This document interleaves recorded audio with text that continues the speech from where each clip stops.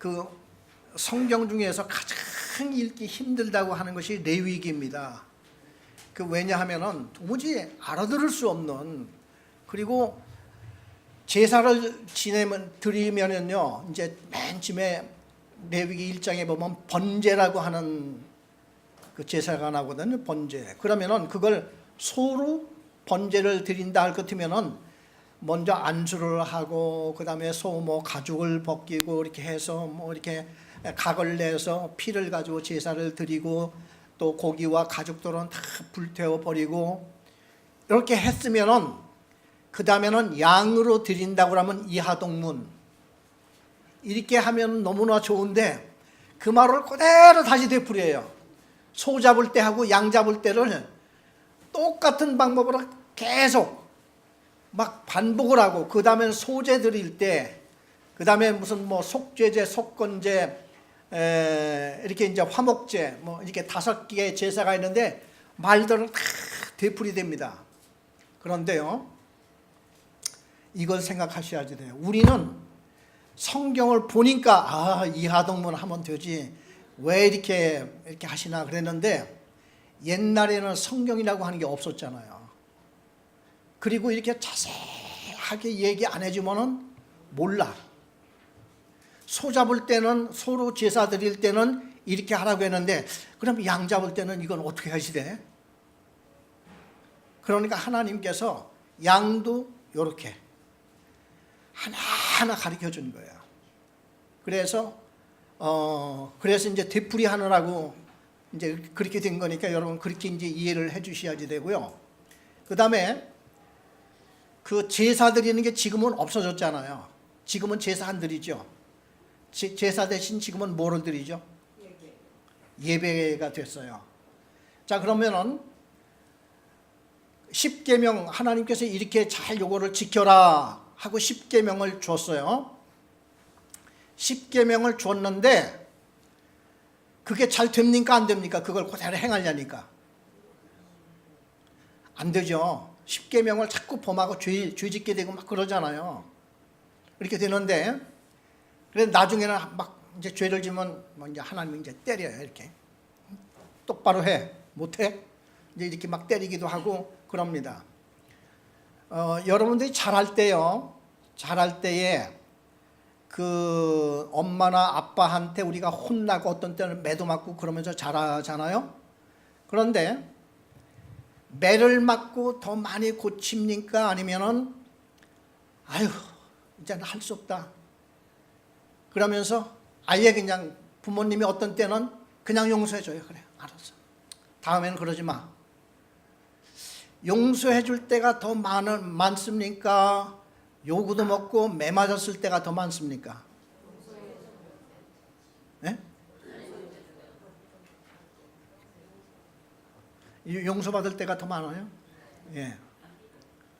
두드려 맞았을 때가 더 많습니까?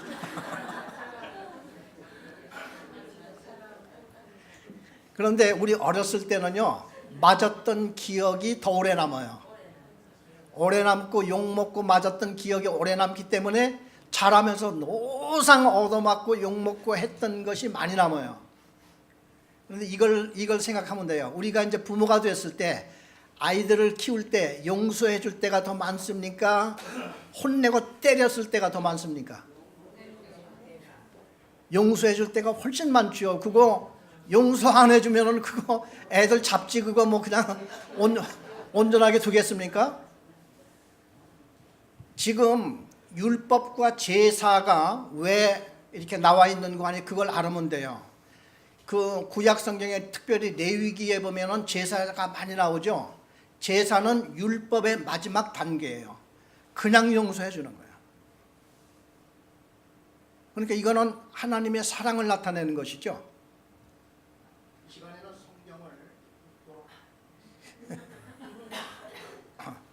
그래서 그 제사가, 우리가 이걸 모를 때는 참 지루하고 왜 이게 제사가 이렇게 나오나 하는 그 얘기를 하는데요. 그 이제 생각을 좀 이제 우리 해보셔야 될 것이 있습니다.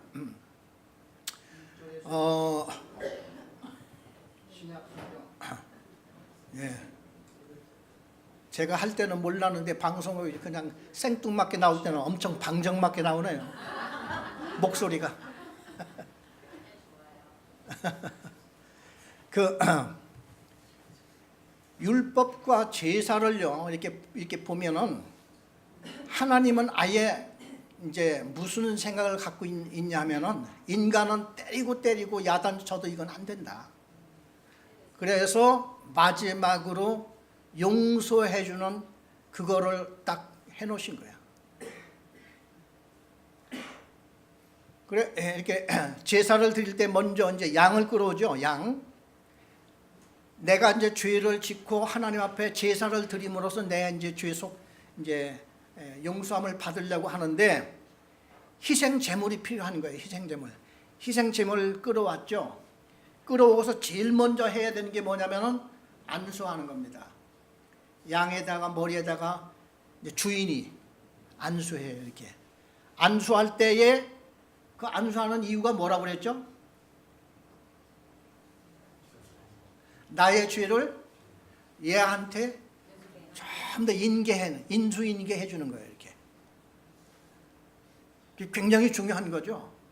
이게 다 얘한테 다 이제 옮기고, 그런데 우리가 모르는 게 또 하나가 있습니다. 얘한테 오는 게 있어요. 내가 죽고 얘한테 받을 게 있습니다. 뭐를 받죠? 거룩, 깨끗한 것을 받는 거예요. 그러니까 제사를 드릴 때 희생 제물로는요, 돼지나 개나 이런 걸로 안 써요. 왜냐하면은 이건 거룩하고, 그러니까 동물 중에서도 깨끗하고 순진한 거. 그래서 제사로 쓰는 동물이 딱 4가지입니다. 한번 뭔지 대보세요. 첫째는 양, 또 소, 비둘기, 염소입니다. 염소. 근데 염소가 좀 이상하죠? 염소는 좀 못돼 먹었잖아요. 떠받고 뿔도 있고 그러는데 염소 새끼는 양하고 같아요. 새끼. 주로 제사 드릴 때는 새끼를 쓰라고 했거든요. 이게 염소 새끼도 어렸을 때는 양 새끼하고 다름이 없습니다. 그래서 깨끗하고 순진한 동물, 그러니까 얘들은 죄가 없는 동물을 상징하고 있어요. 그래서 그러니까 이제 이 동물을 데려다 놓고 내 죄를 얘한테 다 넘기는, 그게 이제 안수해 주는 거예요. 이렇게 요거 꼭 해야 되겠죠. 다 하고 그러는 동안에 얘한테 오는 게 뭐가 옵니까?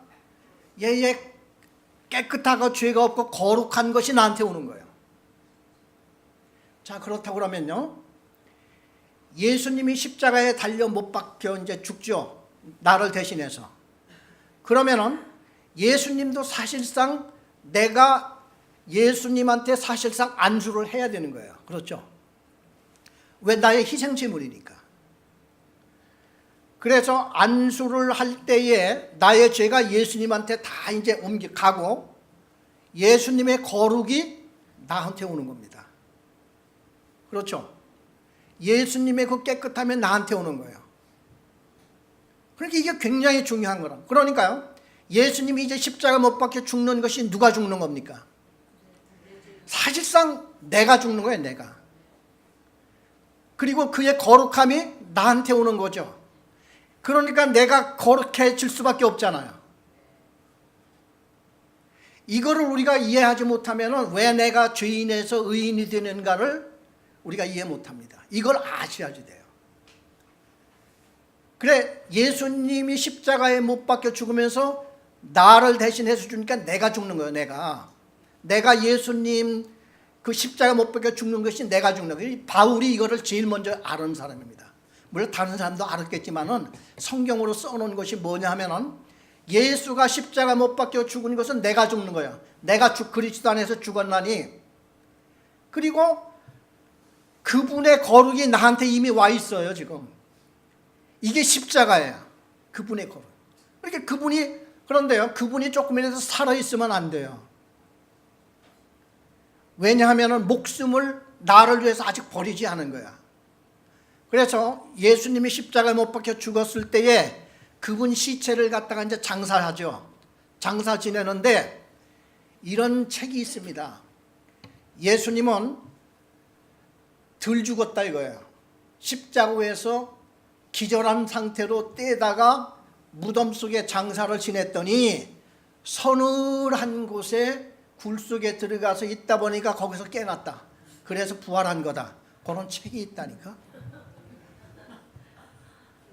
그리고 그 당시에 예수님이 부활하던 새벽에 천사가 와서 돌문을 굴리고 그러니까 막 그 군사 병정들이 지키고 있다가 놀래가지고 그래야 막 도망을 가서 대제사장과 그분들한테 가서 보고를 했죠.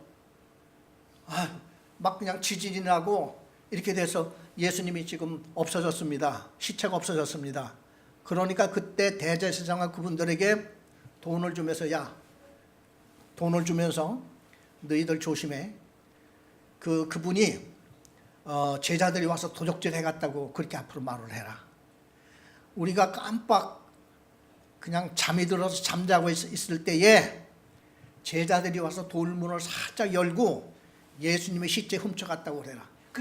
이건 성경에 나오는 얘기예요. 그렇게 했었습니다.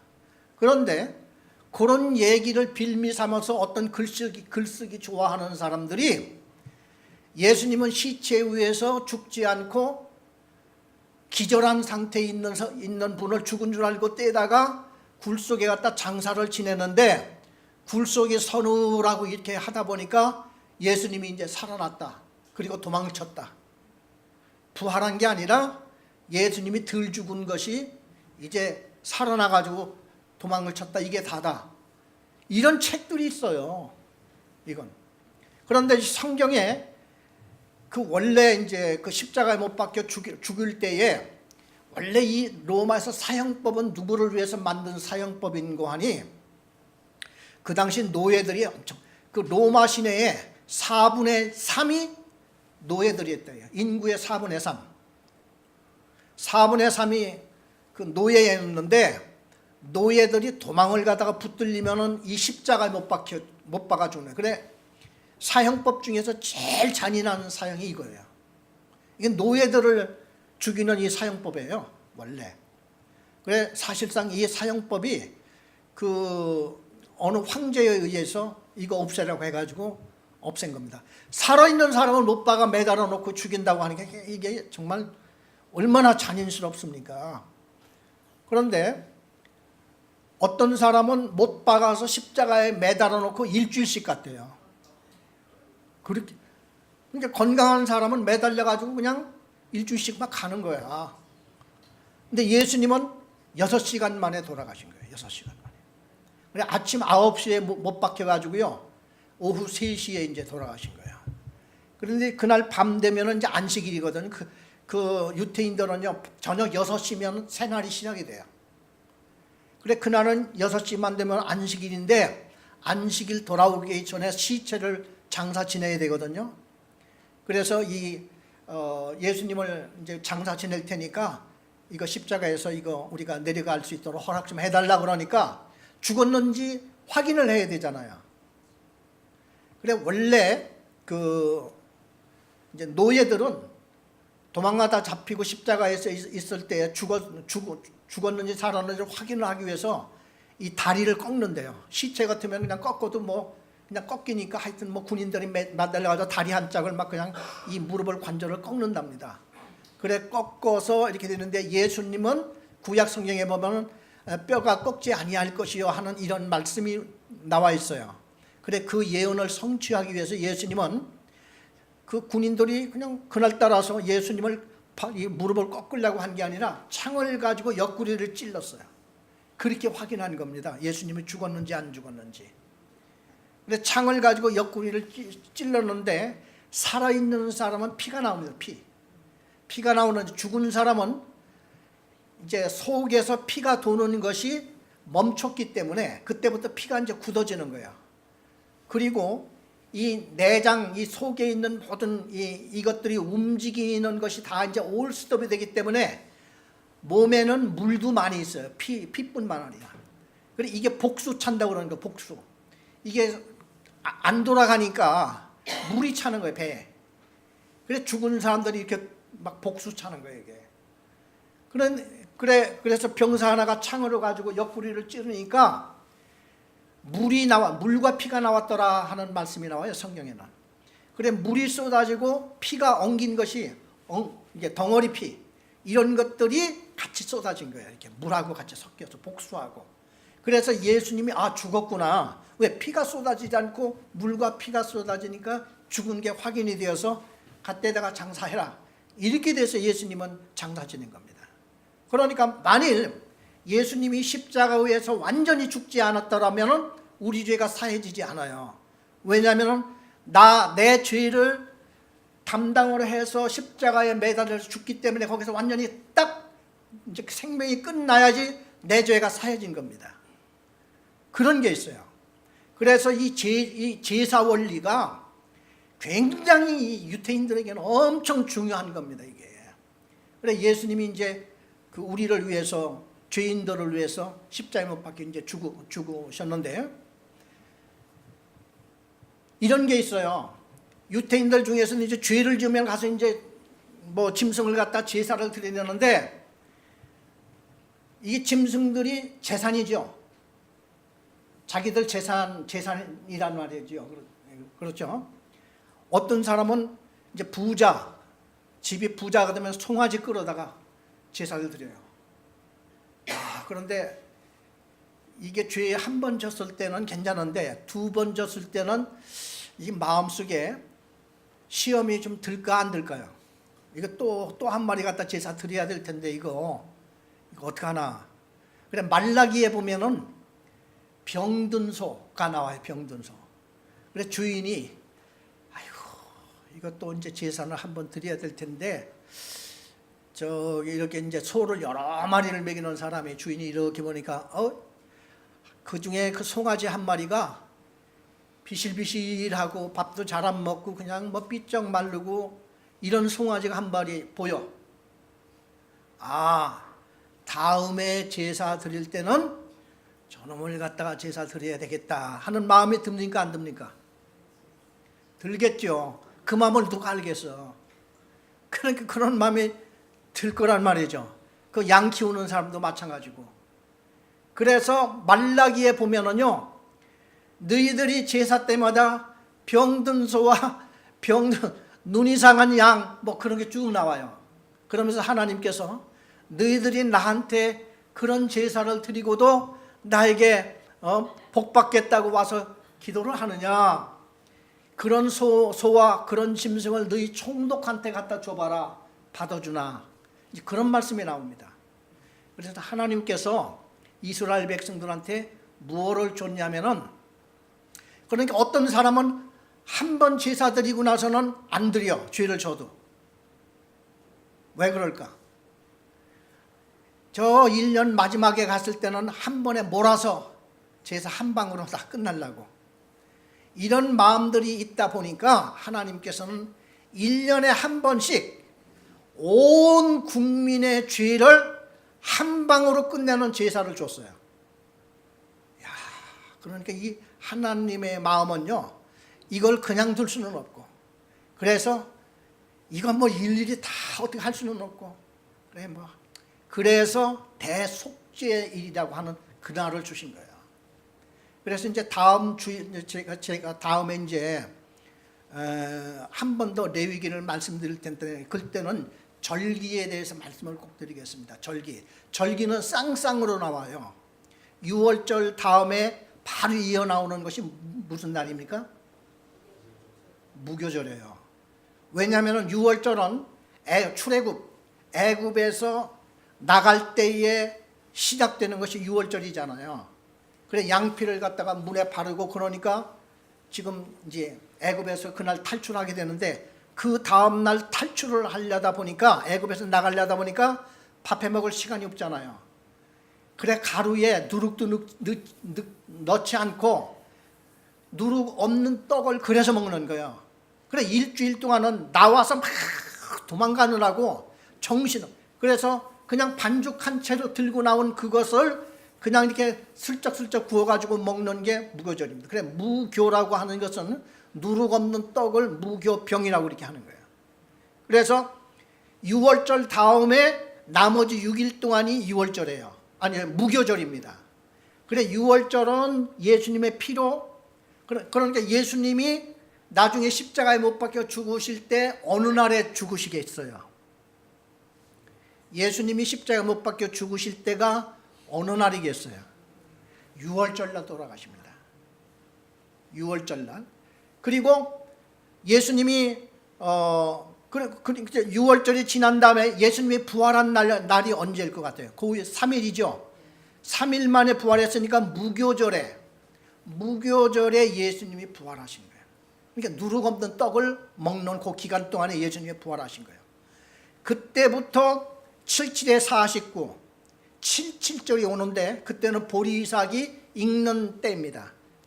그래, 그 한 보리 하나를 뽑아다가 소제를 드리는 것이 77절이에요.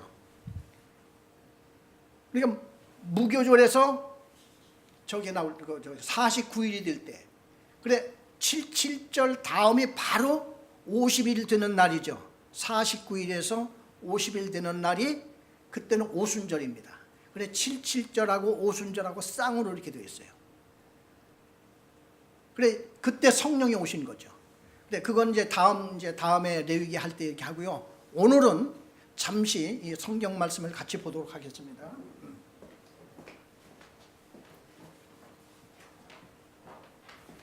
우리 레위기 16장을 한번 보겠습니다.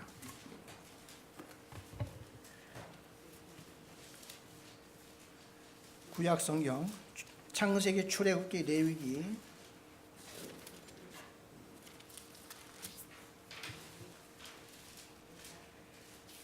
구약 성경 170페이지. 레위기 16장 1절에서 5절까지 제가 한 절 읽고 여러분이 한 절 읽고 이렇게 보겠습니다. 아론이 두 아들이 여호와 앞에 나아가다가 죽은 후에 여호와께서 모세에게 말씀하시니라.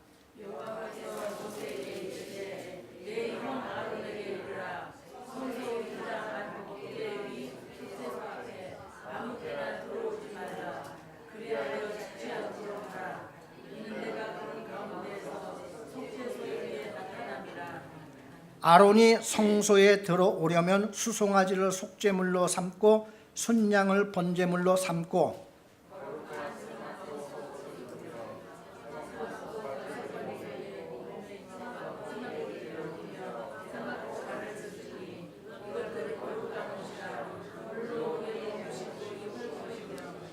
우리 5절을 다 같이 읽겠습니다. 이스라엘 자손의 회중에게서 속죄물로 삼기 위하여 순염소 2마리와 번제물로 삼기 위하여 순양 1마리를 가져갈지니라. 자, 이제 이게 이제 속죄 제사를 드리는 그 날에 이렇게 행하는 그것인데, 이거를 우리가 그냥 읽으면요 순서 같은 걸 잘 몰라요. 그래서 이걸 꼼꼼히 연구하고 해서 이것을 그대로 그 유대인들이 이건 이제 제사를 그렇게 드리고 했다고 하는 것을 알게 되는데, 이 특별히 레위기 16장은 1년 동안 지은 죄를 이날 하루에 제사 드려서 싹 없애는 날입니다. 그러니까 이 날은 아주 유대인들한테는 중요한 날이에요.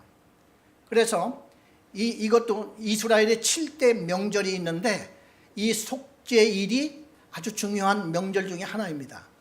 그리고 이 명절 바로 그 전날에 나팔절이라고 하는 게 나와요. 나팔절. 뭐냐 하면은, 그러니까 옛날에는 달력도 없는데 내일이 속죄일인데 사람들이 내일이 속죄일인지 아닌지를 모르고 일만 하고 있을 수가 있단 말이죠. 그래서 레위인과 제사장들이 나팔을 들고 다니면서 부는 거예요. 이게 나팔절이에요. 나팔을 막 불고 다니면서 내일은 속죄일이니까 전부 다 준비해서 내일은 성전 앞으로 모여라, 이제 그런 날입니다. 그래 그날은 하루 동안 금식을 합니다. 그래서 이제 이 얘기인데요. 자, 지금 우리 1절에서 5절까지 읽었는데 2절을 다시 한번 보겠습니다. 2절 16장 2절에 보니까 여호와께서 모세에게 이르시되 내 형 아론에게 이르라. 성소의 휘장 안 법궤 위 속죄소 앞에 아무 때나 들어오지 말라. 그리하여서 죽지 않도록 하라. 이는 내가 구름 가운데서 속죄소 위에 나타나리라. 그러니까 이게 이제 성전이라고 그러면요, 여기에 휘장으로 이렇게 딱 가려져 있어요. 항상 그 당시에는 이제 이걸 보고 이제 성막이라고 그러죠. 옛날에 이제 솔로몬이 성전을 지었죠. 성전 지었을 때도 이걸 다 여기를 이제 휘장으로 가로막는 겁니다. 그래 이 안을 지성소라고 하고 여기를 성소라고 그랬어요. 그래 여기에 오늘 지금 2절에 보니까 이 휘장 안에 성소를 아무 때나 들어오지 말라. 1년에 딱 한 번만 들어가는 거야. 누가? 제사장 중에서도 가장 어른. 그래 대제사장이에요. 그래 아론이 살아있을 때는 아론이 들어가. 1년에 한 번씩. 그런데 이 휘장을 걷고 이 안에 이제 들어가면 뭐가 있느냐? 법궤가 있어요. 법궤. 이 법궤는 모든 게 이제 금으로 되어 있는데 이 안에는 십계명 돌판이 들어있고 뭐 아론의 쌍난 지팡이도 들어있고 만나를 담은 항아리도 들어있다고 그랬어요. 이제 성경에 보면은 조금 다른 그런 것도 있지만 여하튼 이 법궤 위에 법궤 이 위에는요 지금 여기 마이크가 있듯이 천사 날개 두 천사가 날개를 쫙 펴서 이렇게 덮고 있어요. 이 가운데를 덮고 있는 거예요. 그리고 하나님이 거기 계신다는 거예요. 그래서 그 이스라엘 백성들에게는 구름 기둥과 불 기둥이 내려왔다고 그러죠. 어디로 내려왔냐면 여기로 내려온 거예요. 이쪽으로. 그래 위에 하늘에서부터 쫙 해가지고 여기에 다 있는 거죠. 이게 하나님이 와 계신다는 상징이에요. 그러니까요, 지구를 이 세상을 만드시고 인간을 만드신 하나님이 인간 세계에 왔다고 하는 것은 이건 보통 일이 아니죠. 그래서 이스라엘 사람들에게는 왕을 뽑지 말라고 그랬어요. 왜? 하나님이 왕을 할 테니까. 이게 이제 하나님의 통치받는, 하나님의 통치를 받는 백성이 된 거죠. 그리고 여기에 이제 하나님이 제일 처음에 이스라엘 사람들을 애굽에서 이끌어내서 시내산까지 오죠. 시내산 밑에 그 데려다 놓고 하나님이 제일 먼저 하신 일이 십계명을 준 겁니다. 십계명. 이 십계명이 왜 중요한고 하니요.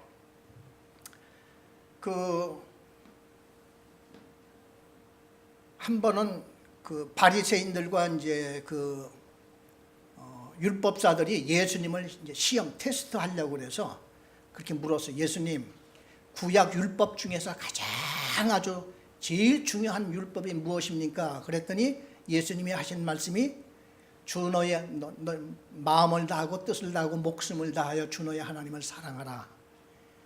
그리고 이와 같으니 내 이웃을 내 몸과 같이 사랑하라. 이 말씀을 주셨어요.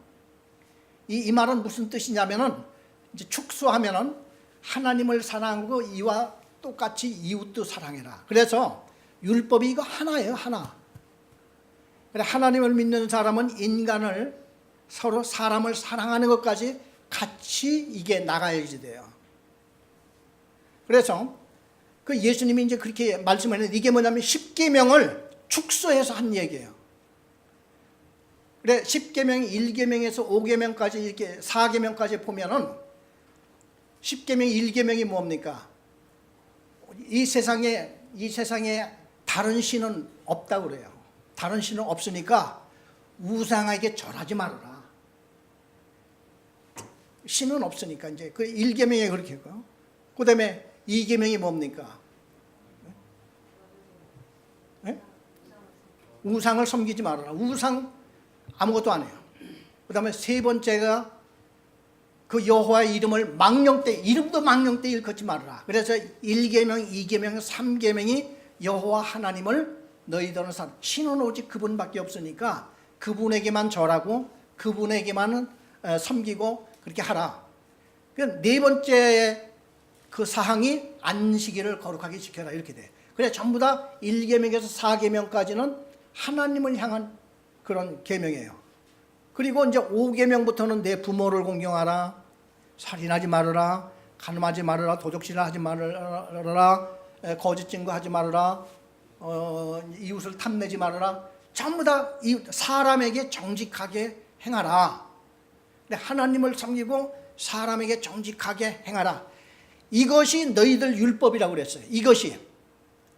그런데 애굽에서 보던 것은 맨날 무엇을 보냐면은 송아지를 만들어 놓고 애굽 사람들의 우상은 송아지였거든요. 신은 소였거든요.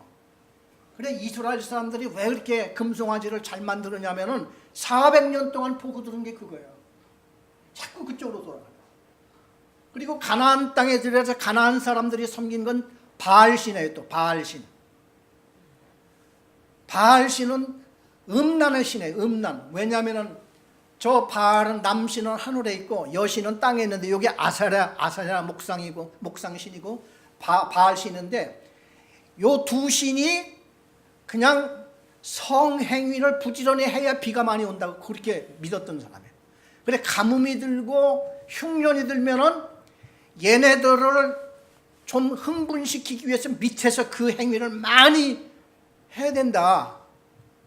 언제까지? 그렇게 비가 오면은 어떻게 했다고 믿는 거야. 우리가 이렇게 행위한 것이 참 효과가 좋다. 여러분 기우제 요즘에 그 기우제들이죠. 기우제. 그 비 안 올 때 기우제 드리죠. 언제까지 드립니까? 그리고 비 오면 기우제 드려서 비가 왔다고 믿어요. 그러니까 하나님이 하시는 일을 이 사람들은 자기 정성으로 다 했다고 그렇게 믿고 다가고 싶어하는 게 인간이. 아들 낳고 싶어하는 사람이 그냥 열심히 빌어. 언제까지? 아들 낳을 때까지. 그래 나오면 자기가 빌어서 낳았다고 그렇게 믿는 거예요. 그래서 원래 문화라고 하는 것이요. 영어로는 컬처예요. 컬처. 근데 이 컬처가요. 어디에서 나온 단어인가 하니 컬트에서 나온 단어예요. 컬트. 컬트는 제사예요. 제사. 그러니까 해마다 제사를 드리고 난 후에는 뒤에 축제가 따르는 거예요. 그럼 그날만 돌아오기를 바래요. 애들이고 어른이고. 그리고 음란에 그게 이제 축제일 것 같으면요. 거기에서 문화가 음란 문화로 이게 젖어가는 거예요. 제가 미국에 살 때요. 남미에서 올라온 사람들이 엄청 많아요.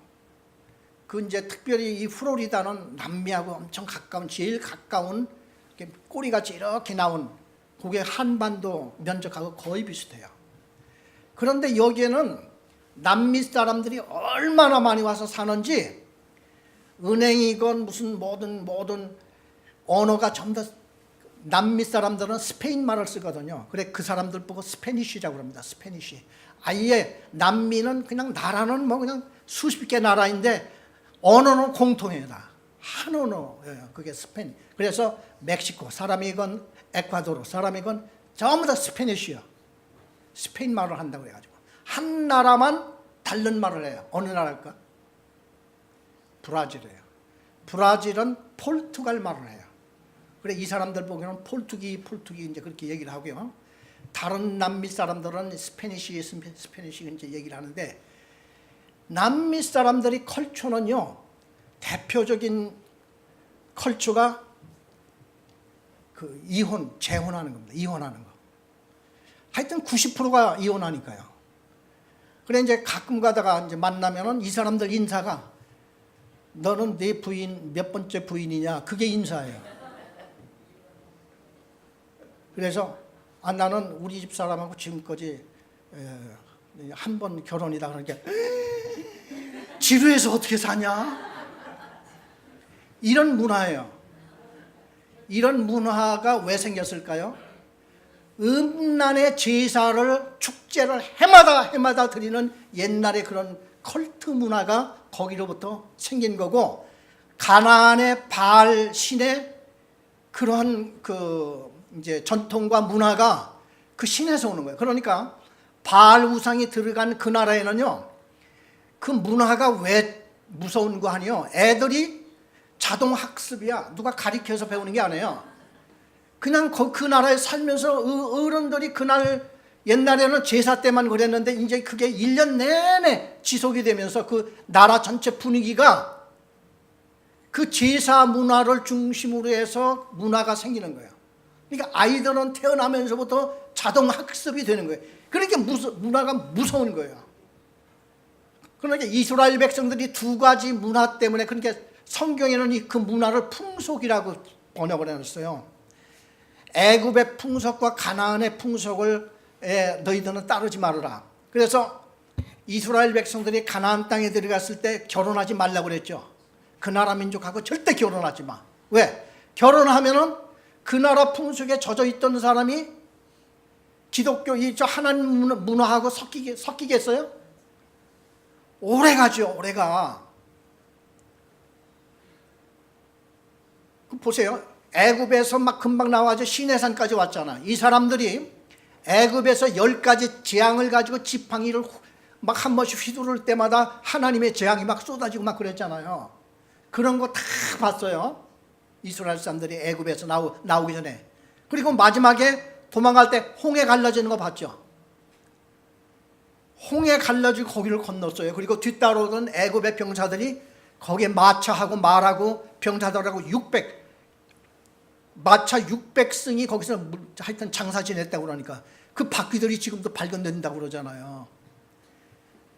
그렇게 해서 이제 시내산까지 와가지고 모세가 이제 산꼭대기에 올라가서 하나님께 금식 기도하면서 십계명을 받는 동안 이거 모세가 올라가서 지금까지 안 내려오는 거 보니까 죽었다. 바로 금송아지 만들어 놓고 막 왜 그랬겠어요? 애굽에서 400년 동안 내려오는 문화에 젖어 있던 사람들이에요.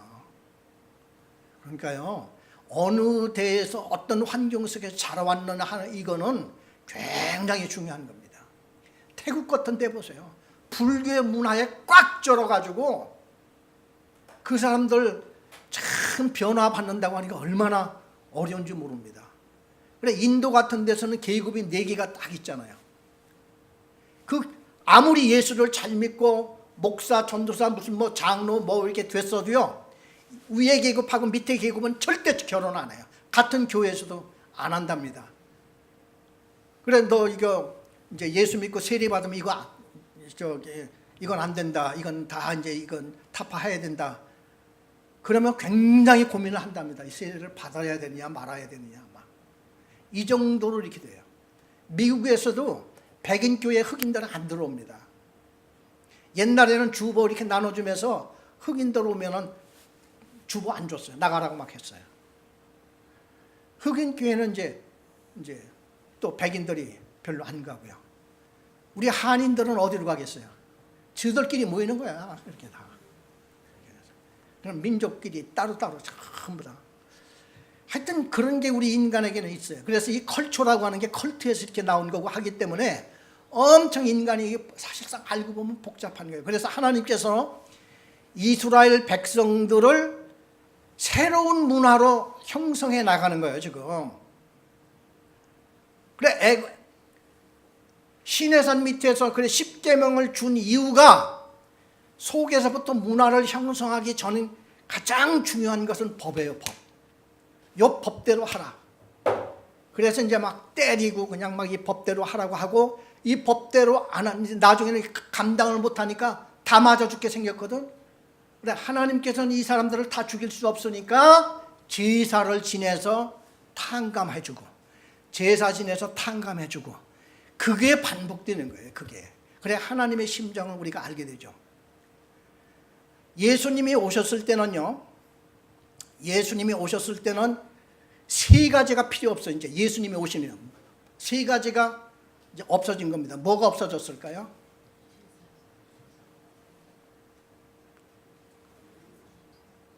예수님이 오심으로 사라진 거, 뭐가 사라졌을까? 첫째. 에?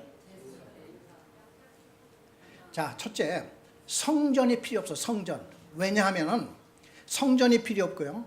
2번째는 제사장이 필요 없어요.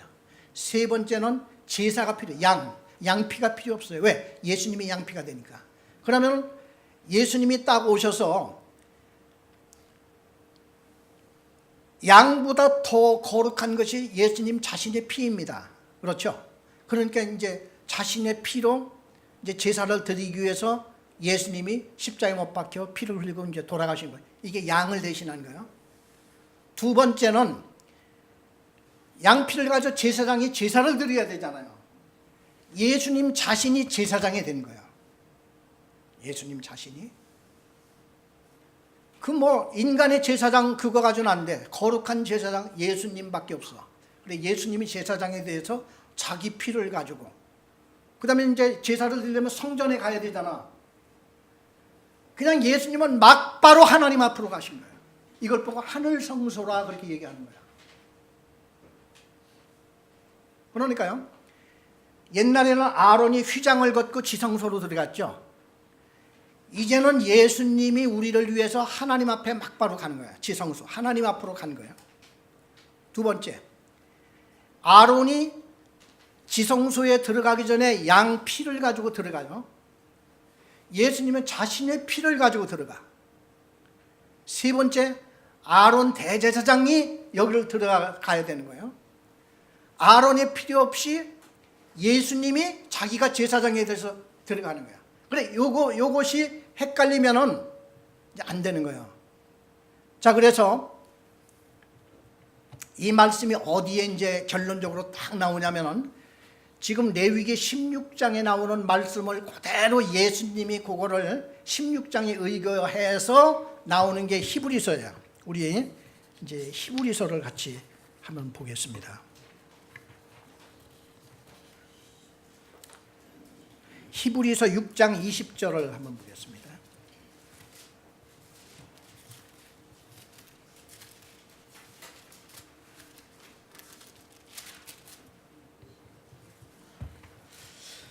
히브리서 6장 20절 우리 다 같이 한 음성으로 읽겠습니다. 그리로 앞서 가신 예수께서 멜기세덱의 반차를 따라 영원히 대제사장이 되어 우리를 위하여 들어가셨느니라. 자, 저 11절을 같이 한번 더 읽어보겠습니다.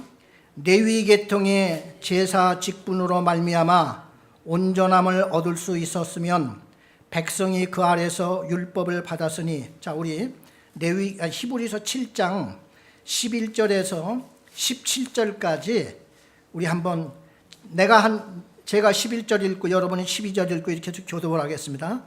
히브리서 7장 다 폈어요. 제가 11절을 읽겠습니다. 레위 계통의 제사 직분으로 말미암아 온전함을 얻을 수 있었으면 백성이 그 아래에서 율법을 받았으니 어찌하여 아론의 반차를 따르지 않고 멜기세덱의 반차를 따르는 다른 한 제사장을 세울 필요가 있느냐?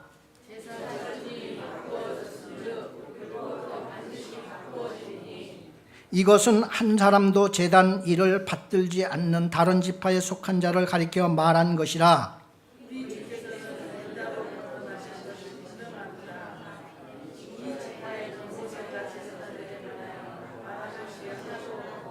멜기세덱과 같은 별다른 한 제사장이 일어난 것을 보니 더욱 분명하도다.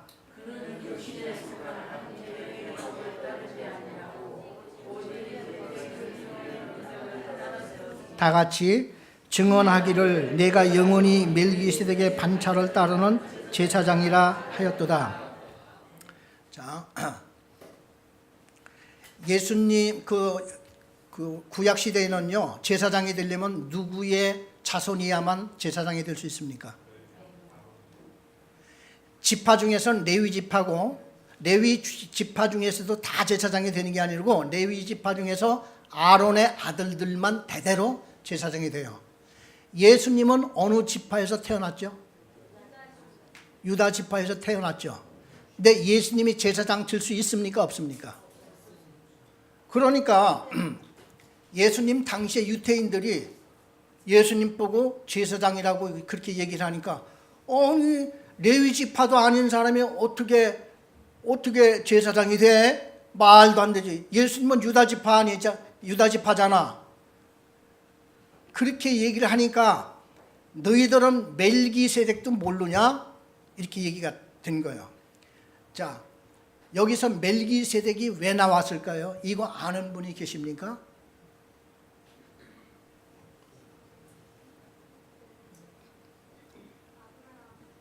네, 아브라함이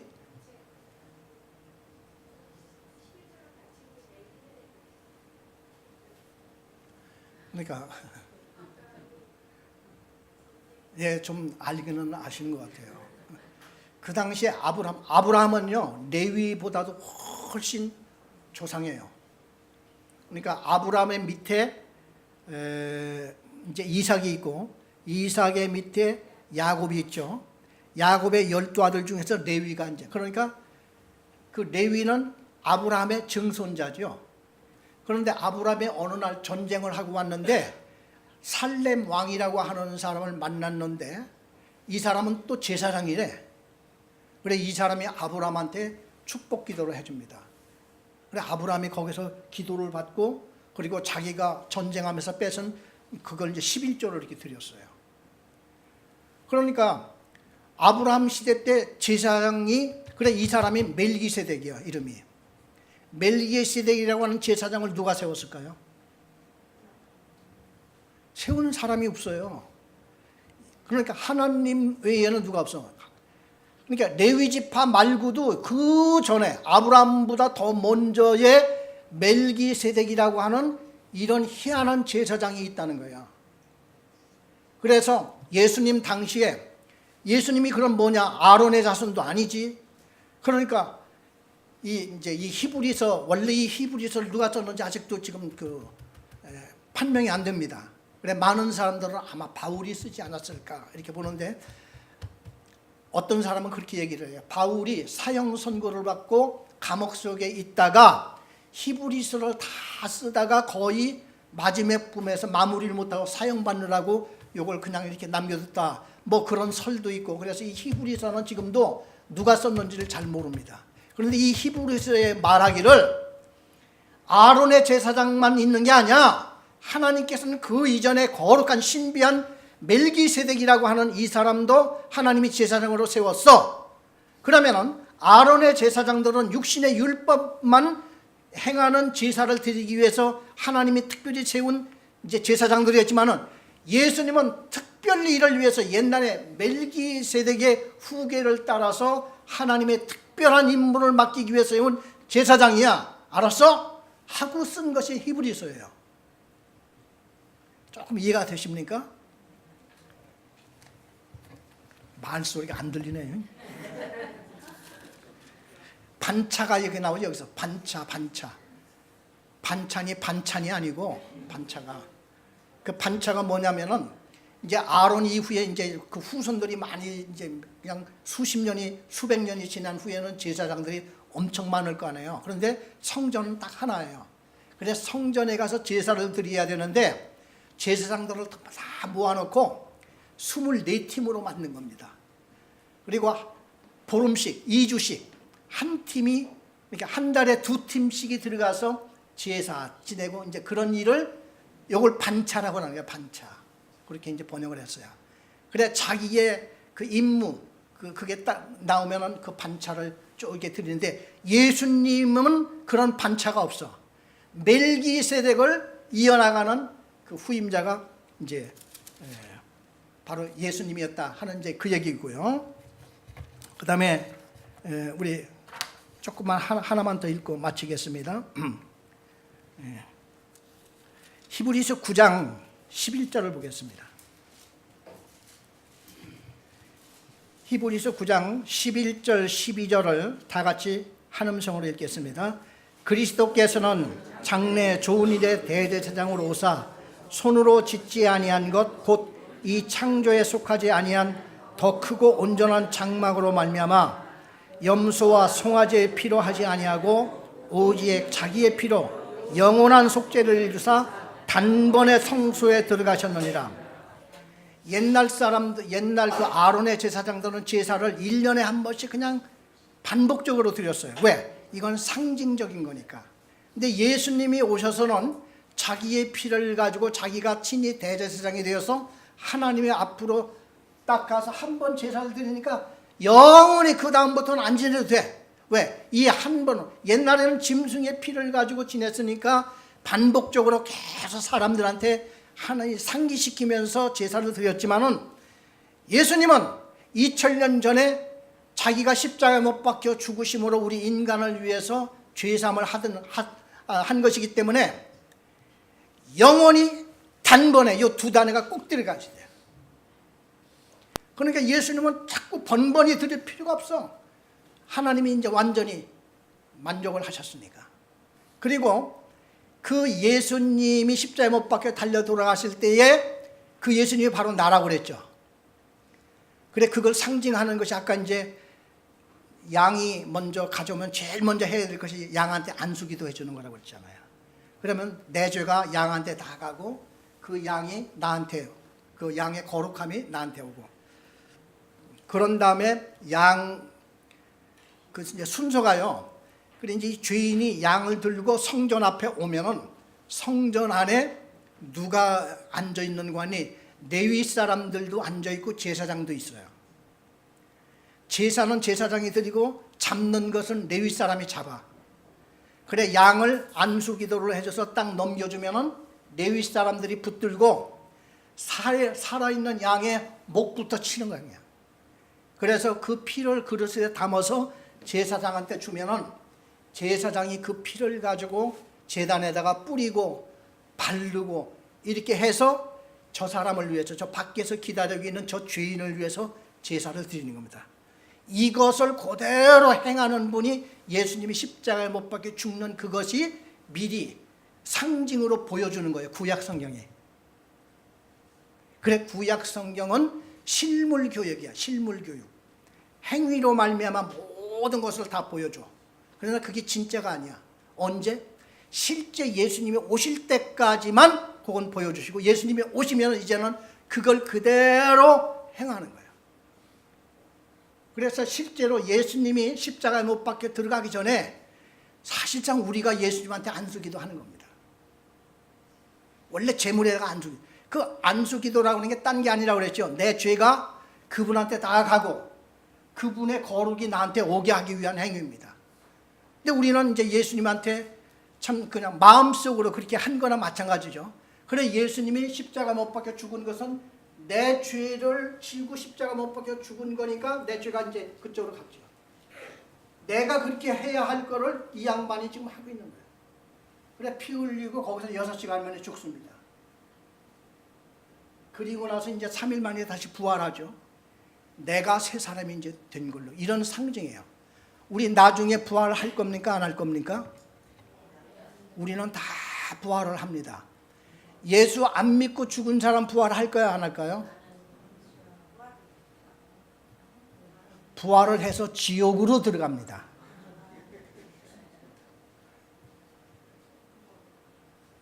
왜 그런 거 하니? 우리가 이제 그 성경에는요, 천국과 지옥 그 전에 임시로 들어가는 곳이 다시 나와 있어요. 그래, 그게 예수를 믿고 죽은 사람은 낙원으로 가 있고, 그 임시 쳤어요. 천국 가기 전에. 그리고 불신자들은 성경에 음부라고 되어 있습니다. 음부. 그건 준지옥이에요. 준지옥. 그래, 그 어떤 부자가 그 거지하고 같은 날 죽었는데 부자는 불구덩이 속에 가 있었잖아요. 이게 그런데 그 거지 나사로는 아브라함의 품에 있었다고 그랬어요. 거기가 낙원이에요. 낙원. 그래 낙원으로 가 있습니다. 언제 할 때까지? 예수님이 이 세상에 재림할 때 그 양반들이 다 따라와요. 지상으로. 그리고 육신이 부활을 해서 만납니다. 같이. 영혼과 육신이 다시 만나요. 무슨 상태로? 예수님이 부활한 상태와 같이 그렇게 만납니다. 그리고 불구덩이에 들어가 있는 사람은 그냥 있어. 왜냐하면 먼저 믿는 사람들이 지상 여기 와서 천년 왕국이 끝날 때까지. 그래 예수님이 다시 왕이 되고 이 지상에서 천년이 이루어져요. 천년. 그래 성경에 보면 양과 염소의 뭐 이런 게 나오고 등불 가진 열처녀의 비유 같은 게 나오죠. 그러면 등불을 거기서 그 기름을 준비하는 처녀들은 밖에 쫓겨나죠. 이게 지옥이 아니라 지옥에는 한번 들어가면 어떻게 또 쫓겨나요. 그러니까 이건 천년왕국 속에서 못 들어가는 거예요. 어떤 사람은 왕의 혼인잔치에 초대를 받고 떡 가서 앉았는데 나중에 왕이 들어와서 야 너는 왜 예복을 안 입고 들어왔어? 넌 나가. 여기 들어올 자격이 없어. 울며 이를 갈 갈미 있더라 하는 그 얘기가 나와요. 지옥에 갈 사람이 천국에 가서 딱 앉아 있을 수가 있습니까? 이건 지상 낙원에서 벌어질 일들이에요. 그러면은 예수를 믿고 낙원에 가 있던 사람이 예수님이 지상에 재림을 할 때에 그분들이 같이 와요. 그리고 음부의 그 준 지옥 속에서 있었던 그 사람들은 아직 있는 거야.